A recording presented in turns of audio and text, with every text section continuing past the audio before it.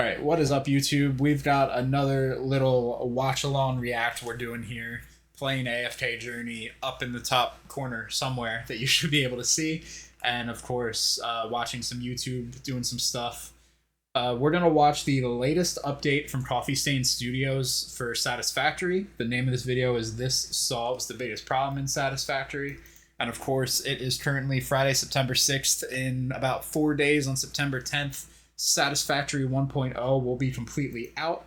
I'm hoping that all the info that I've been looking for in terms of the time that the game will be launching and all that stuff will be in this video, or maybe we can find it here on their website.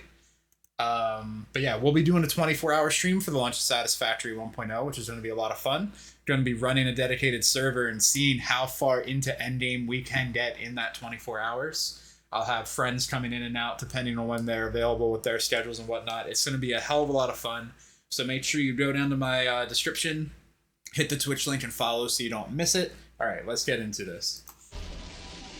I haven't been able to sleep in days. That stupid, loud summer sloop laser machine they have running in their backyard. What does it even do? What does it even do?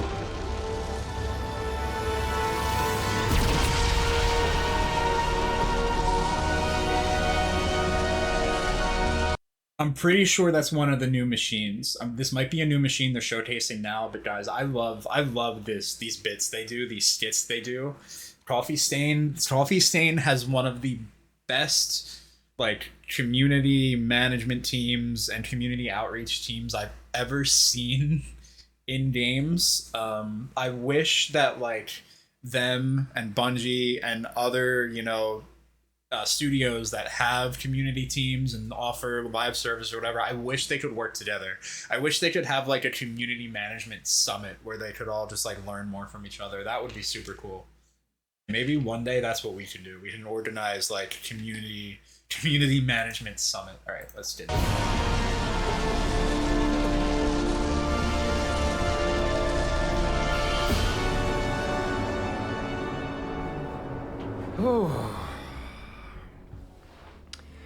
All right, before we get into whatever that is, and before we get into the cliffhanger that I kind of left you on last week with the whole change of the blueprints, we'll get to that. We'll get to the good stuff, okay? But before we get into that stuff, I have a couple of things that I just want to do a little bit of spring cleaning and talk about a few things that we've been wanting to talk about in past videos, but we haven't really found a good opportunity to do it, or I just straight up forgotten to talk about it. So speedrun of a couple of new exciting things coming in 1.0 that we haven't talked about yet, and that we should, given that this is the last week before the release.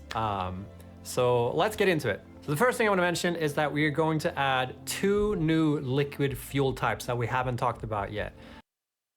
2 new fuel types? 2 new fuel types? I mean, my one friend made a giant... he made a giant fuel plant, which I might be able to cut in here, depending on how much time I have today.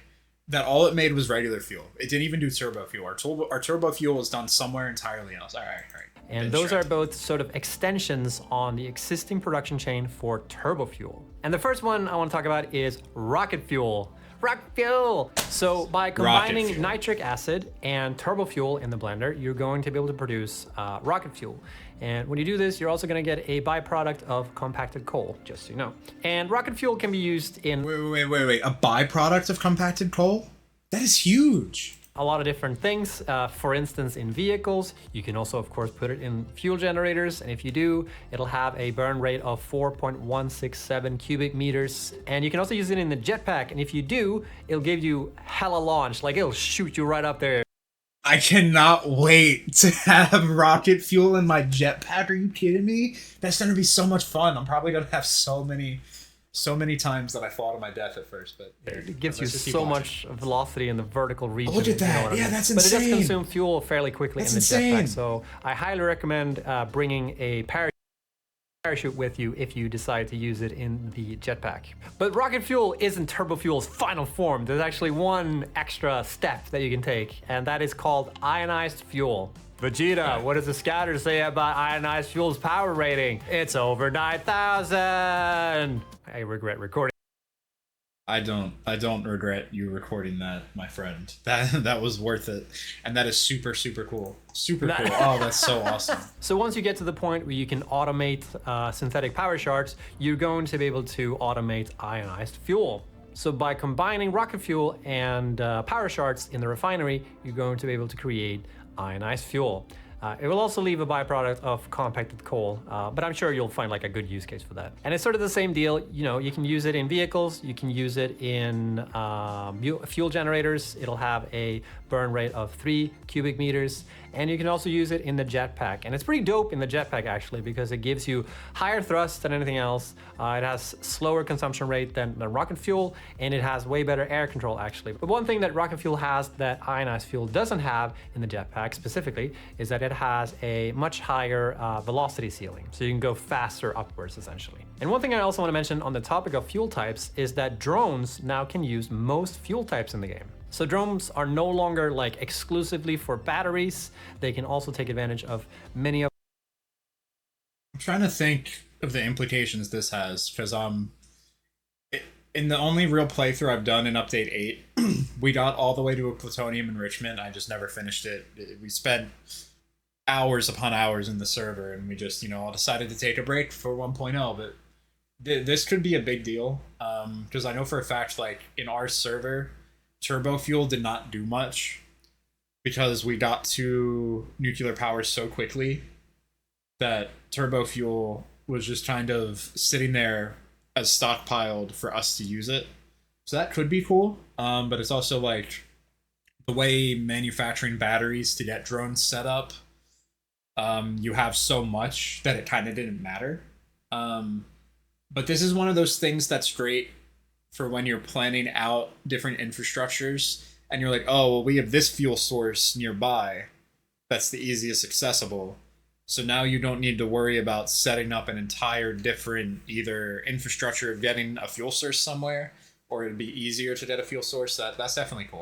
All right. The different fuel types that you can package. They also fly differently depending on what fuel type that man is. So like the better the fuel type, the faster the drones will fly. So that's it for fuel types. Next thing I want to talk about is quality of life features that we've added. So there's a couple of changes we've made that are fairly small features by themselves, but I think they have a pretty big impact on like when you're playing the game. So let's check some of them out. So we put some effort into making, building in general feel more tight and the good kind. Also, one very unimportant thing. I know it looks like I'm looking the wrong way watching all this. I'm gonna try and fix it for later videos, but I have the monitor here, but on the stream the video's here. So anyway. And these are kind of hard to explain specifically what we've done. We just improved how snapping works and make it more so that when you're placing stuff, you sort of get what you expect and get the behavior out of the build mechanics that you expect. But one specific thing I want to mention is that now, instead of having to aim at the input and outputs of building, you just need to aim at the building itself, and it will snap towards whatever input and output or whatever. Oh my god, that is such a change. What?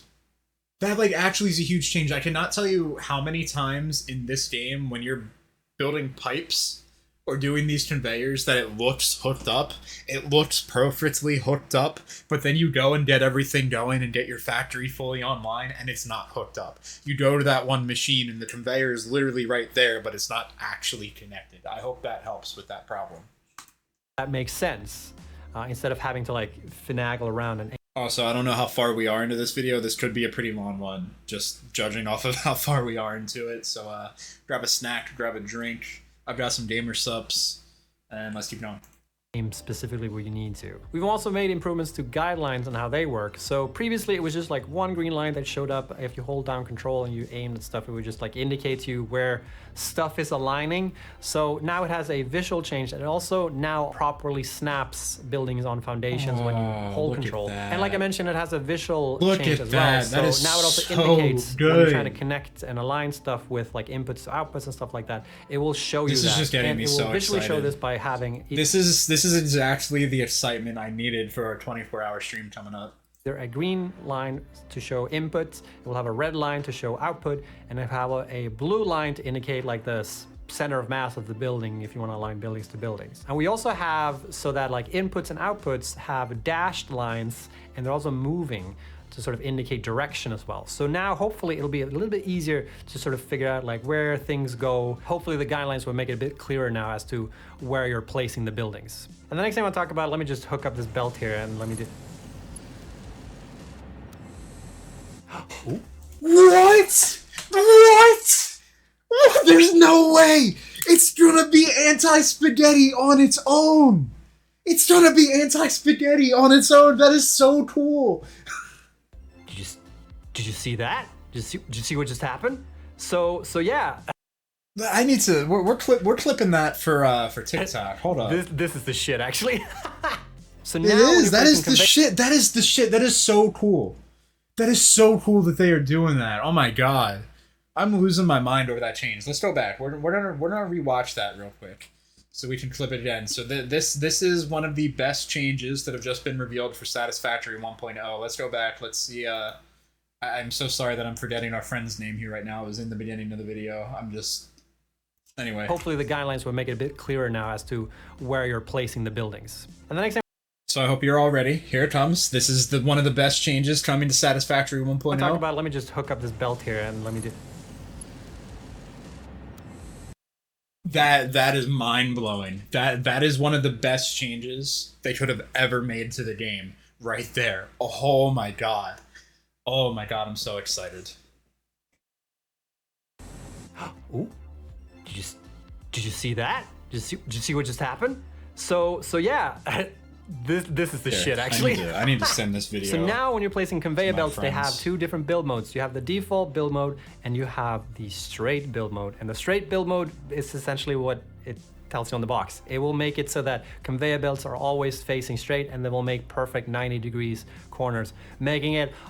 This is just insane. I need to back up, and we're gonna do a full proper clip of this, and I'm gonna really lock in. This is an insane change. This is like absolutely freaking amazing. Like I genuinely can't believe that they're doing this.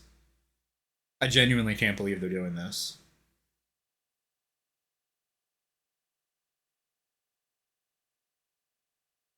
Here's the correct chat.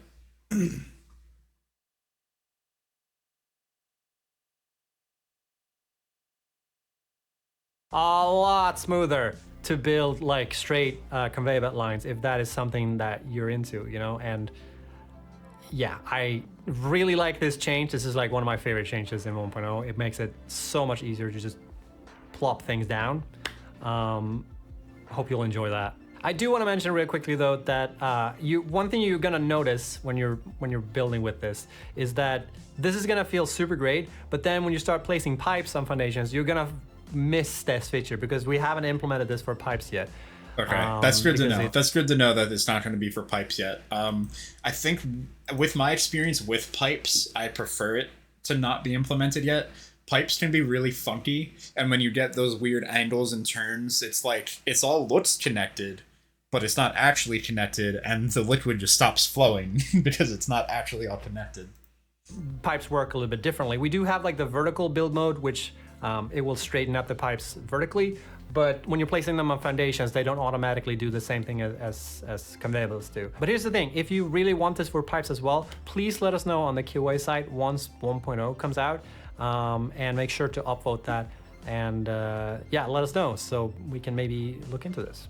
And one final thing I'm gonna mention when it comes to like building conveyor belts, pipes, whatever, is that it's now possible when you hold control when placing railways that they will snap and become straight. And it's a little bit of a hidden thing. It's not like a build mode that we have for railways.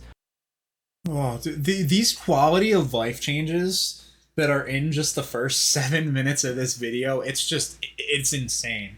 My mind is genuinely blown with just everything that they are giving us with this full release. My mind is genuinely blown. But yeah, just know that if you hold control when placing railways, they're gonna go like straight out. The last quality of life feature I want to mention is that it's now also possible to change like modes for chainsaws. So in the base game, chainsaws have this like area effect thing. When you're chainsawing down a tree, you'll also get like all the bushes and shit and like in proximity of it.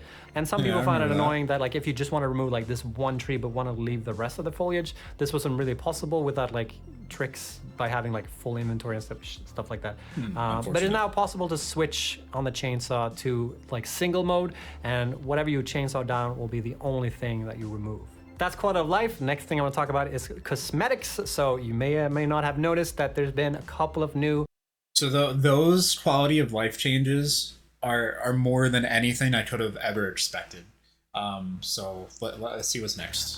Cosmetic options, and most notably are these like barriers, buildables things that we have here. So we've showed them in the trailers that we made up at this point, and we also featured them in a couple of the teaser videos we made. So yeah, there's two barrier types. There's the short one and the tall one, and there's also like this new like fence barrier thingy that also comes in two variations. And we also have a couple of new windows that are there, so have fun with that.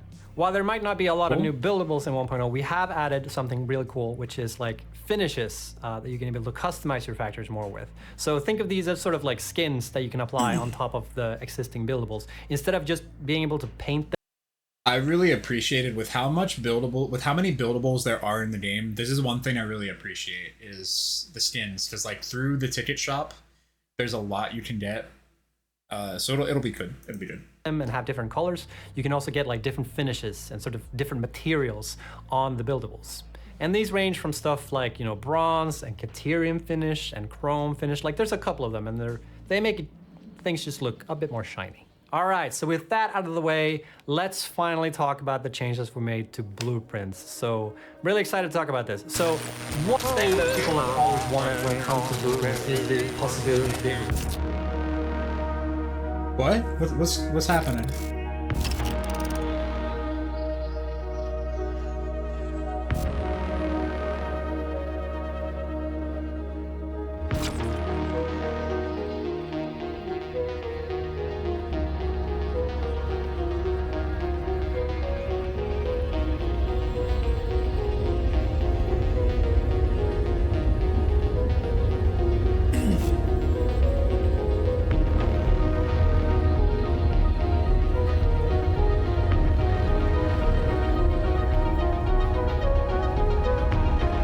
This better not be some New Game Plus stuff.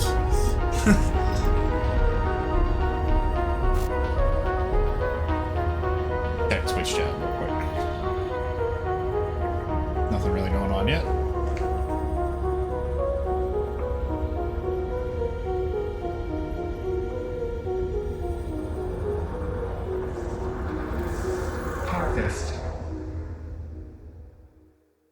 We need to talk about that now. Okay, we cannot leave that unfinished. All right, let's get into it. So this is gonna be the meat of the video, okay? We're gonna talk about what that is and what you use it for.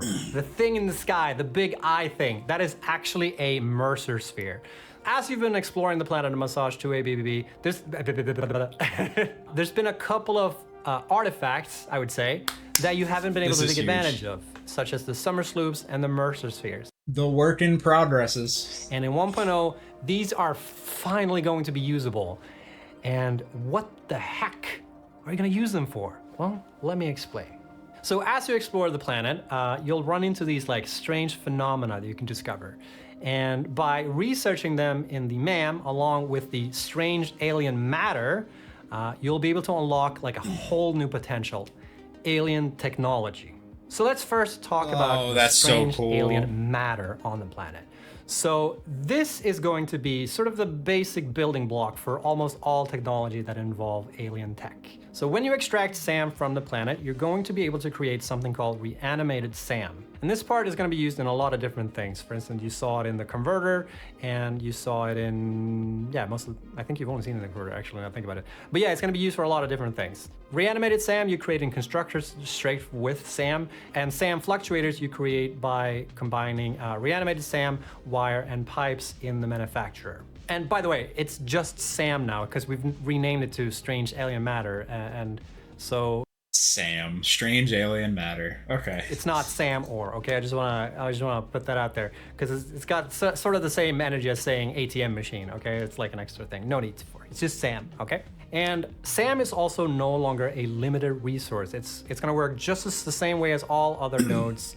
That's and good. There's also a whole bunch of new SAM nodes on the map that you're going to be able to take advantage of. So let's talk about the two. So that right there explains why they reworked the nodes. There was a big thing a few weeks ago. I'm pretty sure it was one of the more spoken about things among the Satisfactory community, is that they were reworking the nodes on the map. And now it makes sense because they were making room for these SAM nodes, which is going to be huge. It's going to be so cool.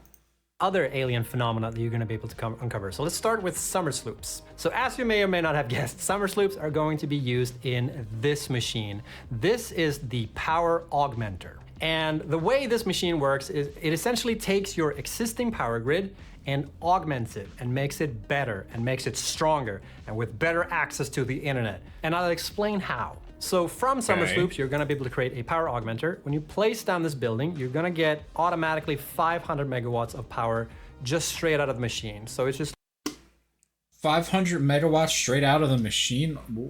like you just get free power essentially from the summer sloop, I guess. And then what it does is when you connect it to a circuit, it will amplify that grid by 10%.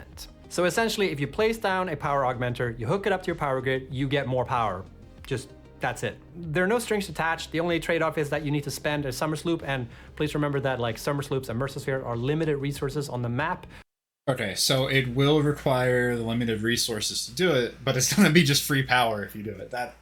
That's going to be huge. You're going to be using at least one, maybe two of those, no doubt.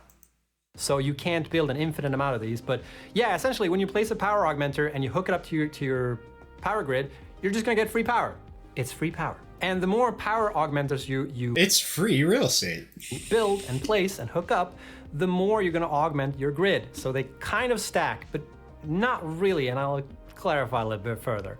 So yeah, you can add more augmenters to further boost your grid, but they don't boost like each other's boost, if that makes sense. Like it's not like percentage on percentage, if that makes sense. So let's get a bit nerdy, okay? So the way that power augmentation works is based on this formula, right? So P is your general production.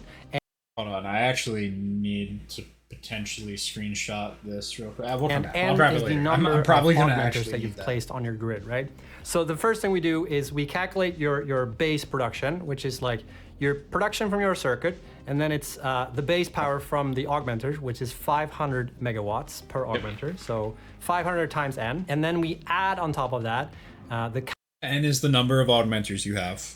calculated boost, and we calculate the boost by taking this number that we just had, P plus 500 times N, and then we multiply that with 10%, 1 divided by 10, times the amount of augmenters.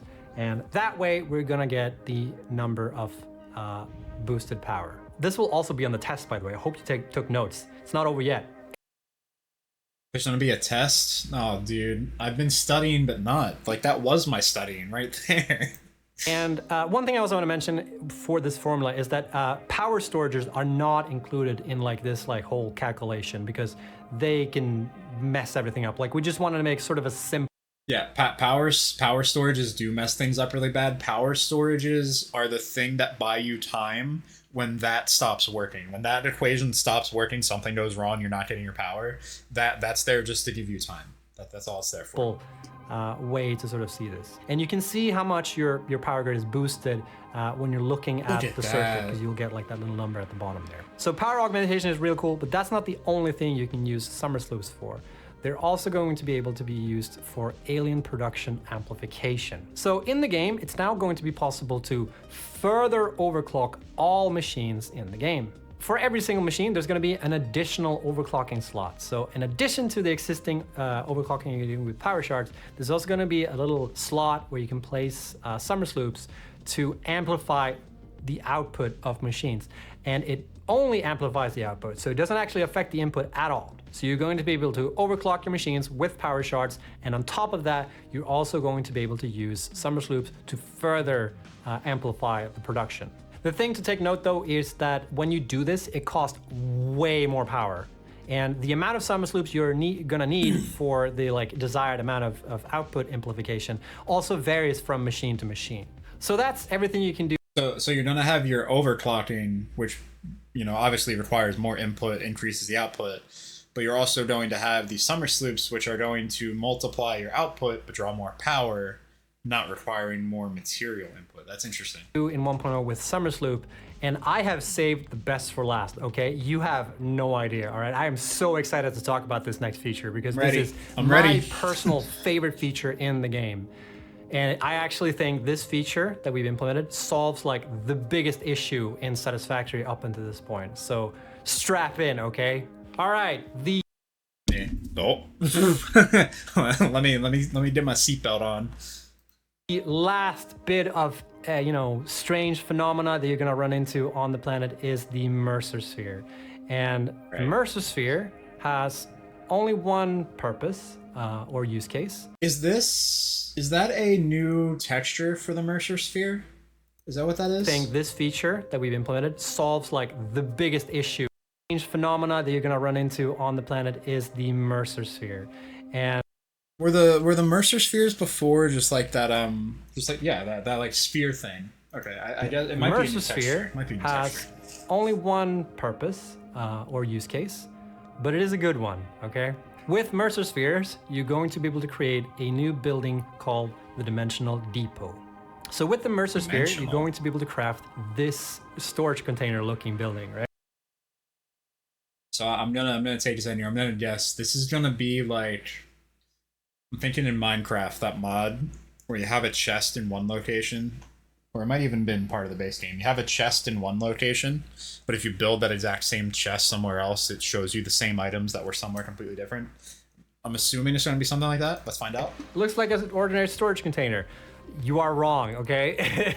It is a storage container. It looks kind of fancy, but this is actually the Dimensional Depot uploader. So what you do with this building is you place it down, you hook it up with a conveyor belt, and you feed parts into it. And what it does is uploads any part that's put into the storage container up to the Dimensional Depot.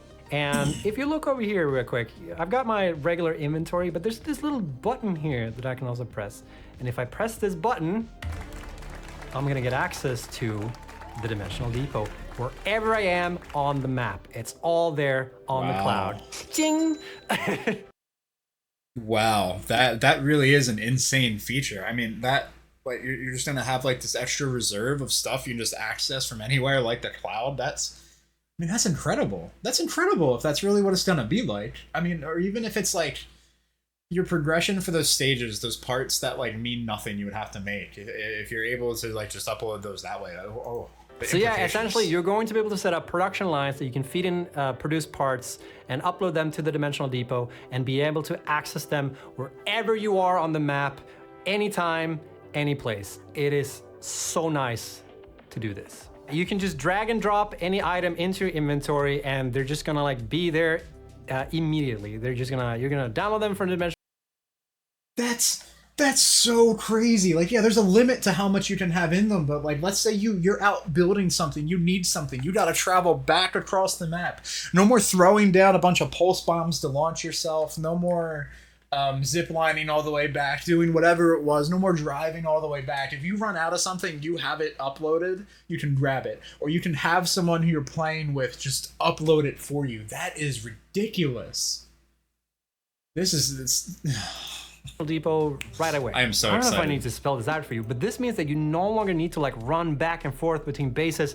What did I just say? What did I just say? You no longer have to run back and forth between bases all the time if you keep stuff uploaded. When you start running out of materials when you're building like another base or another outpost or whatever, like I really think that this has been one of the biggest gripes that I've had when playing this game is that you're constantly like expanding your factory, but every time you do, you have to like keep track of all this stuff. And you need to like sort out logistical nightmares just to be able to get the parts you need to be able to keep building your factories. And with the Dimensional Depot, it just makes everything nicer and so much easier to be able to keep playing the game essentially. And here's the thing too, from your inventory, you can also upload any part. You can put stuff in from your inventory? Yo, bro, you got a stack of things for me? You got a stack of Alclad aluminum for me? Yeah, let me upload it for you, bro. What? That is ridiculous. Ridiculous. To the Dimensional Depot, like from wherever you are. but there is a limited amount of slots that you can use to be able to do this. And one thing you might have also noticed is that downloading is instant, but uploading takes time. So there's going to be a limit as to like how many parts you can upload to the Dimensional Depot, and there's also a limit as to like how many parts you can have at the Dimensional Depot at the same time. Stack sizes are a bit limited on the Dimensional Depot, but the thing is, both of these things, like the upload speed and the stack size on the Dimensional Depot, both of these things are going to be able to be upgraded in the MAM. I'm getting distracted by AFK Journey, which we are playing up in the top right corner because it is an AFK game while we watch stuff. One really, really cool thing on top of all this stuff is that when you're building out in the world, it will also grab whatever parts that you need to place whatever building you're doing from the Dimensional Depot. So if you're running out of parts in your inventory, you don't need to download them into your inventory. They're just gonna be there when you build. This is insane. I cannot believe what they're doing. Like, I knew 1.0 would be cool. It'd have some new progression, some stuff that's not just like placeholders anymore. But the scope of this is so much bigger than what I was expecting. Like, this is absolutely insane.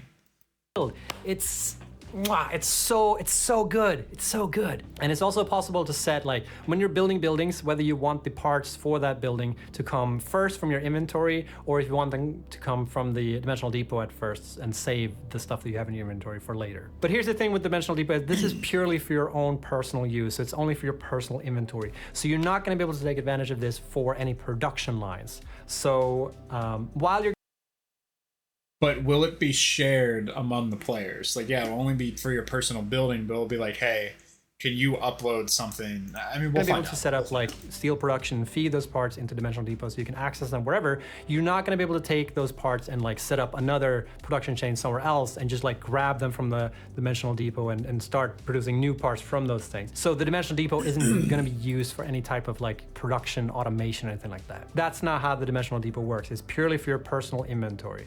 So yeah, that is a big feature coming in 1.0, and it's not just a big feature, that's a massive feature. I mean, that is like something I never would have even expected to be a part of the game. Like, it's just so cool. It's amazing. Ah, so good. And like I mentioned before, all this alien tech is researched in the MAM. So you're gonna be able to take advantage of this like as soon as you discover it, essentially. But they are gated by your overall progression, like most things in the MAM. But essentially, you're gonna get access to the Dimensional Depot once you've unlocked Steel. You're gonna get access to production amplification once you have access to Tier 5, and you're gonna be able to take advantage of power augmenters in Tier 6. That's it, folks. A lot of really exciting things coming in 1.0. I am so glad that I finally got to make this video because I've been looking forward to talking about the alien tech for so long. Thank you for finally making the video. We're about to finish it out here. Watch these 4 minutes power through them. Coffee Stain, thank you so much for this video, this update. The only thing I'm still asking you guys is what time will the game be actually launching, localized, but I never could have expected half of the stuff that they're going to be giving us in this video. I genuinely never could have expected like half of it. Thank you so much for watching, everybody. Have a lovely week. Bye-bye. So I'm assuming this outro is going to be... Wait. No. We can't end the video there. I still have one last thing we need to talk about. Third time's the charm, right? All right. We're going to talk about blueprints now, okay? Finally. Okay, so a bit of feedback that we have gotten when it came to blueprints in Satisfactory is that people felt like the 4x4x4 grid or the 4x4 grid is too small for the blueprint designer. And, larger blueprint grid? There's supposed to be an element of like a challenge here, like being able to figure out like how to fit stuff in the blueprints. But we hear you, we understand this bit of feedback. So in 1.0, we're going to introduce the Blueprint Designer Mark II. And the Blueprint Designer Mark II is a bigger Blueprint Designer, obviously. We've increased it now to be a 5x5x5 Blueprint Designer. I know going from 4x4 to 5x5 might not sound like a... It's way more than you think. Going from 4x4 to 5x5 on a grid like that is a much larger increase than you think. And who knows? Maybe they give us a Mark III, a 6x6 later on. But it is more roomy. You have a lot more space to deal with, and it sort of like, I think 4x4 was just on the edge of what people were able to do. So like you'll be able to do a lot more with just this tiny bit of increase. But unfortunately, due to technical reasons, you're not going to be able to load a Mark 1 blueprint in the Mark 2 blueprint designer. But you will still be able to, like, you know, take your blueprints made in the Mark 1 and place them in a Mark 2 designer, just as you can do in the regular blueprint designer. So long as they fit, of course.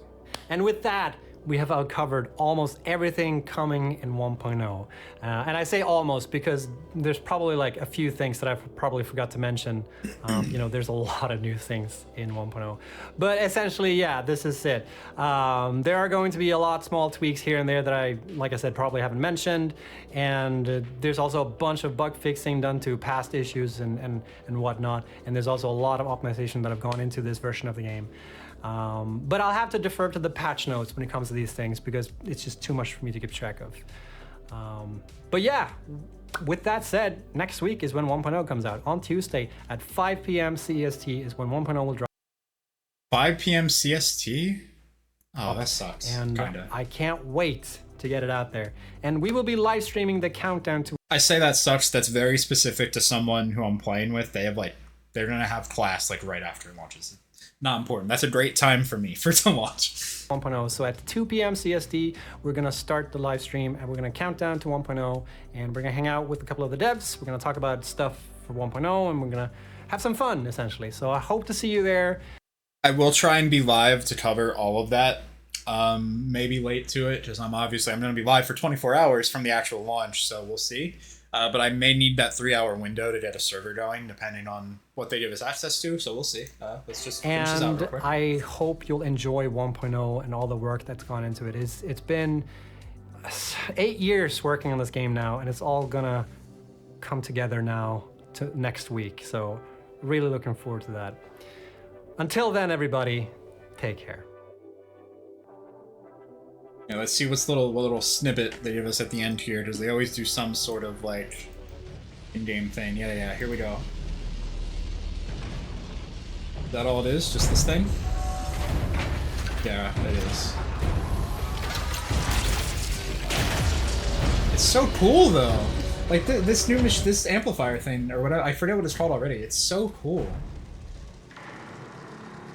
Guys, I mean, I'm so excited for my 24-hour stream, of course, but I'm so excited for the full launch of Satisfactory 1.0 being here. I mean, it's going to be a lot of fun, and they're adding so much. The hype I have is like hype I haven't felt for a game in years. Make sure you go into the description if you watched this whole video. I know it's probably a lot less time to just watch their update on it, but if you did check out my reaction here to it, please go to the description, go to Twitch, drop a follow, make sure you come and say hi during the 24-hour stream. Might be a little longer now that we know when they're going to be live with everything and whatnot, but it's going to be so much fun. Make sure you check it out. Try Satisfactory 1.0 out for yourself if you've been someone who's had the game in early access a long time. It's going to be great. So yeah, thanks for watching. Again, make sure you head on over to Twitch, follow so you don't miss it. And yeah, cool.